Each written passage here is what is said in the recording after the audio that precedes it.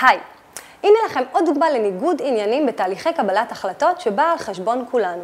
האתר עבודה שחורה מפרסם את השתלשלות העניינים של תלונה שהגיש הפורום הישראלי לשמירה על החופים למועצה הארצית לתכנון ובנייה נגד הליך בחינת התנגדויות הציבור למערכת הולכת הגז הארצית לישראל.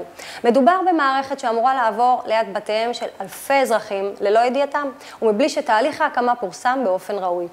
אתם יודעים, פרסום שיסביר לנו מה בכלל מקימים לנו ליד הבית ובמה זה כרוך. בואו נעשה סדר. פרויקט עם פוטנציאל סיכון גבוה שרובכם לא שמעתם עליו יעבור בסמוך לבתיהם של מאות אלפים. ועכשיו מה? עורך הדין גדעון ויטקון מונה לאחראי על ההתנגדות לפרויקט. סבבה. חשוב.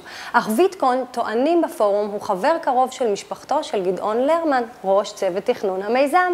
הנ"ל כמובן הכחיש את החברות, אך תצהיר של משתתפת בוועדת ההתנגדויות מגלה לנו כי ויטקון עצמו אמר לה כי לרמן הוא חבר קרוב של הוריו. הממשלה אישרה את התוכנית הזאת למרות המידע הזה שהגיע לחבריה. כן. רק בישראל.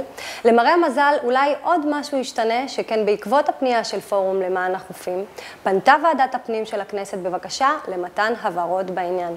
אז אם תריחו בזמן הקרוב ריח של גז בסביבת הבית שלכם, אולי בקרוב כל גוש דן עתיד לעלות השמיימה, מצד שני יכול להיות שזו רק הצחנה הרגילה של קשרים במערכת השלטון.